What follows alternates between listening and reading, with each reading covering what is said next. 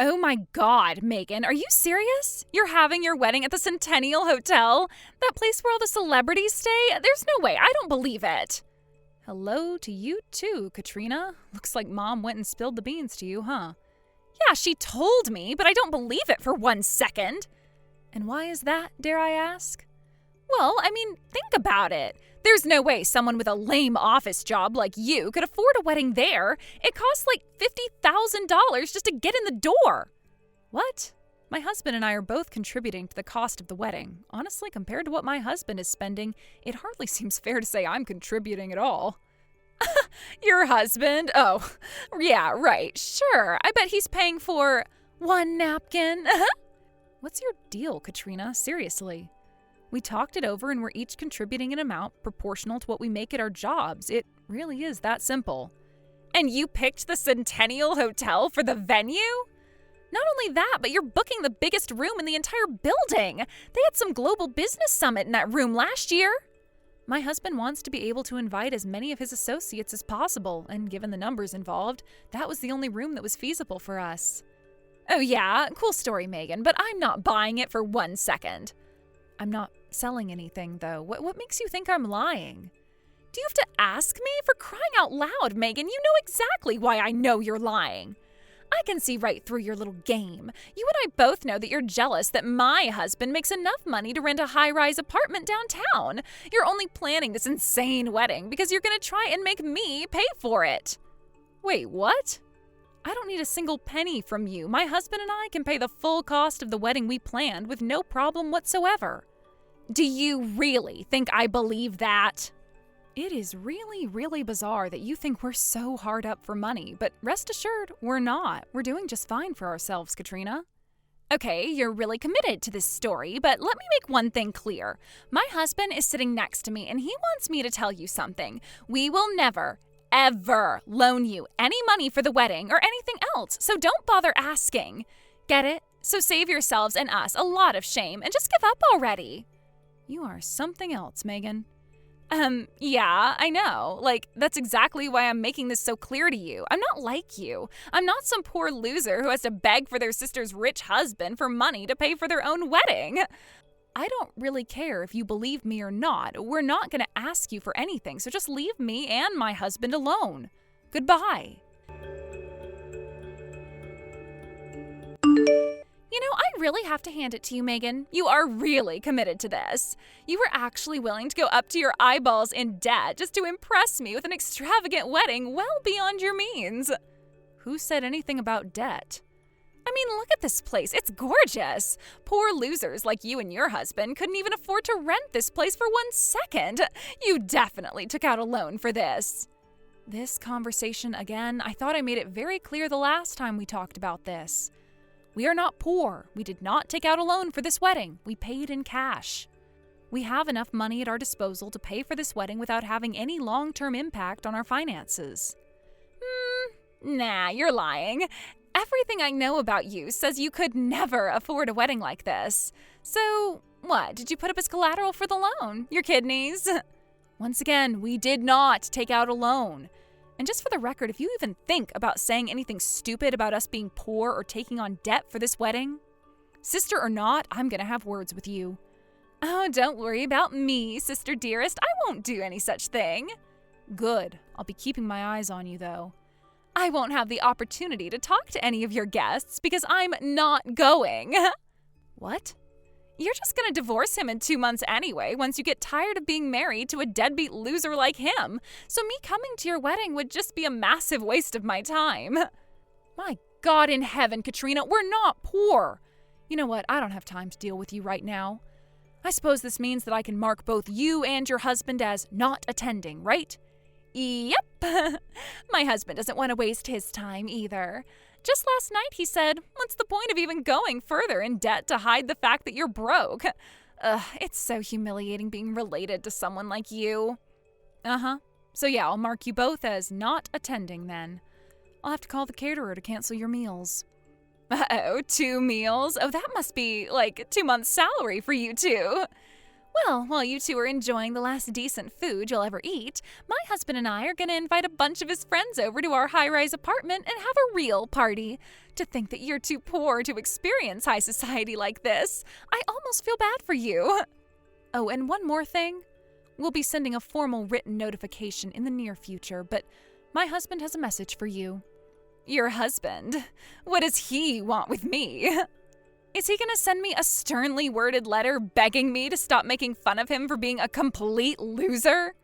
You're living in room 905, right? You're 3 months behind on rent? Huh? As per the rental agreement, if a leasee becomes 4 months or more behind on rent, the lessor has the right to unilaterally terminate the lease, which is exactly what we're planning to do. So I recommend you pay your rent as quickly as possible. Wait, what?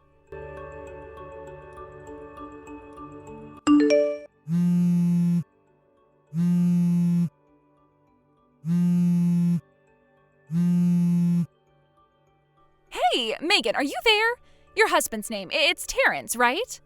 When I looked on the lease agreement just now, it says that the owner of our building's name is Terrence. They even have the same last name. Is your husband the owner of our apartment building?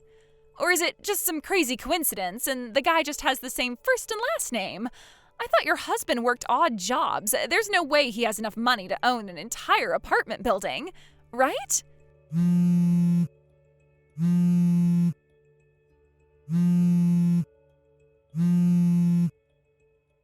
Megan, I know you're there. Answer me. You know, somehow I knew that you'd end up storming into our reception dinner. What do you expect me to do? We're about to get kicked out of our sweet apartment. Just calm down, would you? It's not like we're gonna boot you out the door today or anything. You are terrible, Megan. Really, just the worst. You waited until the last second to drop that bomb on me just to make me come to your stupid wedding. You should be grateful that I went to the trouble of getting a rental dress for you so you didn't have to wear your pajamas for the whole dinner. This is the worst. Now everyone thinks that I'm some poor loser like you are, or, well, that I thought you were. I've never been so humiliated in my life. Katrina, I think you probably didn't notice, but the CEO of the company you work for is here with his wife. What? He was here? Seriously? Yep, he and Terrence were classmates in college. He was aware that my sister worked for his company and was looking forward to meeting you. So imagine his surprise when he got here and saw that your seat was empty. Terrence was worried that it might have some negative repercussions on your career aspirations if you weren't here, so he decided he would drop the fact that you were 3 months late on rent in order to get you to come to the venue, and lo and behold, it worked like a charm. Why didn't he just tell us normally, through the mail or something? Why wait until today? How to put this? Let's just say it was a little bit of revenge for treating me and my husband like we're destitute when you and your husband are the ones 3 months behind on rent. You little... The truth is that Terrence really was dirt poor when he was young. His family went through some super hard times, but he didn't let that hold him back. He worked harder than anyone else in his class, all the way from grade school to university, and that hard work and dedication is what led to the lifestyle he has today. And all his experiences of struggling during his younger years make this wedding all the more enjoyable for him. You should have seen him. He was grinning from ear to ear the whole time with pride at what he'd accomplished. And it was also what ticked him off so much about the way you'd been talking about him since we started dating. Oh. For real, Katrina, what's your problem? What made you think he just worked odd jobs? Sure, I've never come out and explicitly stated this is what he does for a living, but still. You didn't even realize that he was the owner of your apartment building? Mind explaining that one to me?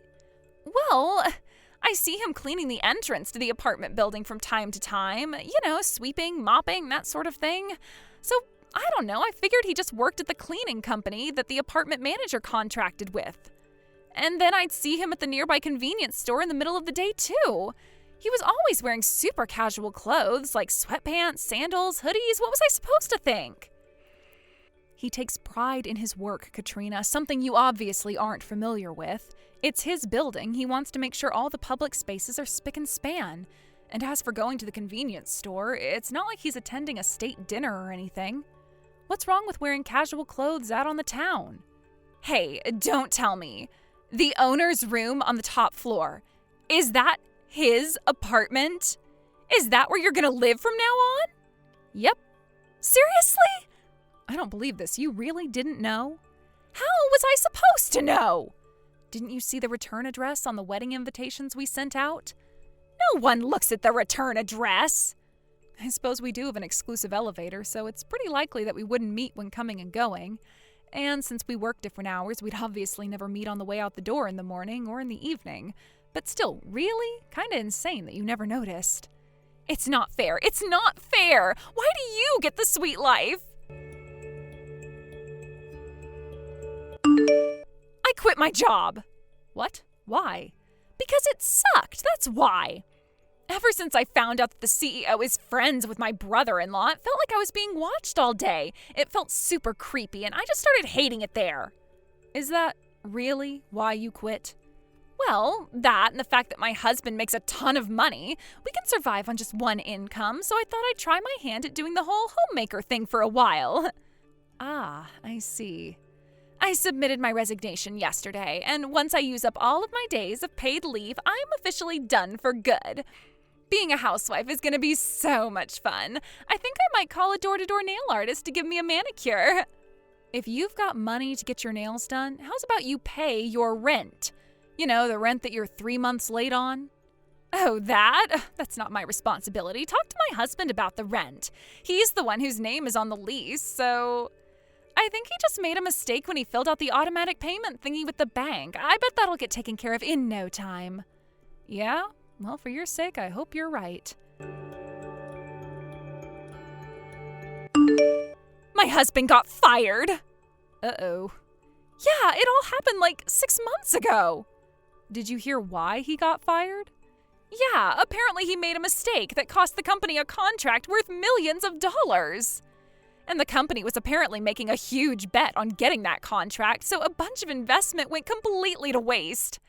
I guess it wasn't the kind of goof that can be punished with just a transfer or docking his pay. And that's the reason why we haven't been paying the rent for the last few months. When I checked our bank account balance, it was practically empty. All our savings are gone. Oh, so that's what happened. Well, that makes our decision on what to do next much easier. We'll begin the process of terminating your lease immediately. Oh no! You'll receive a formal notice in the mail within the next few days. Also, as per the terms of the contract, the 3 months' rent you owe will be billed to your co-signer in the event you're unable to pay. So I suggest you contact them as soon as possible to let them know. No! You can't do that! Why do you think I texted you just now? I need your help, Megan! Sorry, Katrina. But this isn't personal, it's just business. Sister or not, as the owners of the apartment building, we have no choice but to take actions that are in the financial interest of the business. Please! We can't have the word getting out to our other tenants and potential new ones that we're lenient on late rent payments, so no, you won't be getting any special treatment. Terrence personally told me that. He did? This is the worst. My high-rise apartment, it's gone. Now I'm gonna have to live somewhere poor people live, like a regular apartment. Seeing as you're both unemployed now, even that might be a bit too optimistic. But my husband is working really hard to find a new job, and he's even doing some short-term jobs here and there for some extra cash. So, your husband is broke and working odd jobs, eh? Hey, just what is that supposed to mean? Oh, nothing, Katrina. Nothing at all. You're just a... Oh, why is this happening to me? Soon afterward, Katrina went groveling to the company she had just resigned from and begged them to take her back. However, she never was an employee in good standing, so they promptly turned her down. Her husband did get some money in severance from the company that fired him, but that was all used up already, and her final paycheck from her company was garnished to pay their late rent. Terrence worked swiftly to have them evicted from the apartment. As for where the newly homeless and newly unemployed couple moved to next, it seems that they moved into the employee housing for a company they were referred to by their co-signers, her husband's parents. The day they were evicted, a black-paneled van was waiting for them out in front of the building. They were encouraged to get on by several large men that got out of the van, and the van swiftly drove off toward the outskirts of town. My understanding is this company has a very successful employee training program, so hopefully the two of them will be whipped back into shape while they slowly chip away at the debt they now owe. Thank you for watching. Please subscribe and hit the like button. See you next time.